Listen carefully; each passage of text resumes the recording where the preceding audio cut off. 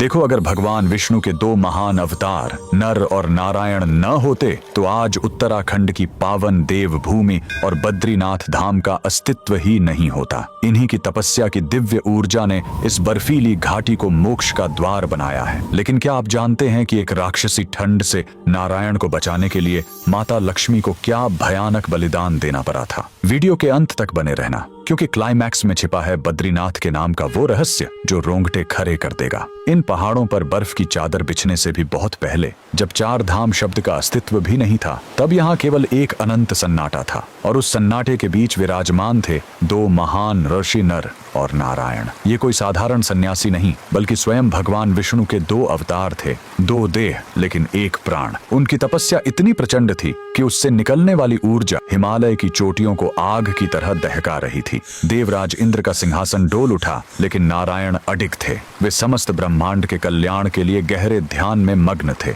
पर उस समय हिमालय की स्थिति किसी खूंखार राक्षस जैसी खौफनाक थी। हड्डियां गला देने वाली वो राक्षसी ठंड, जिस्म को चीरती हुई बर्फीली हवाएं और अंतहीन बर्फबारी। धीरे धीरे नारायण का शरीर बर्फ की परतों के नीचे दबने लगा था। वैकुंठ में बैठी माता लक्ष्मी से अपने स्वामी की यह दशा देखी नहीं गई। वे उस जमे हुए मरुस्थल में अपने आराध्य को खोजने निकल पड़ी। जब उन्होंने नारायण को उस कातिल ठंड के बीच गहन समाधि में देखा, तो उन्होंने एक ऐसा निर्णय लिया जिसने इस पूरी घाटी का इतिहास बदल दिया। माता लक्ष्मी ने स्वयं को एक बद्री यानी बेर के विशाल वृक्ष में बदल लिया। हजारों वर्षों तक वे एक छतरी बनकर नारायण के ऊपर अडिग खड़ी रहीं। वे उन पर गिरने वाली हर बर्फ को, हर तूफान को खुद पर झेलती रहीं। माता के उस निस्वार्थ बलिदान ने नारायण को उस विनाशकारी ठंड से बचाए रखा। जब युगों बाद नारायण की समाधि टूटी, तो उन्होंने देखा कि माता लक्ष्मी खुद बर्फ से पूरी तरह ढकी हुई हैं, क्योंकि माता बद्री वृक्ष बनकर उनकी रक्षक बनी थी। इसलिए नारायण बद्रीनाथ कहलाए, अर्थात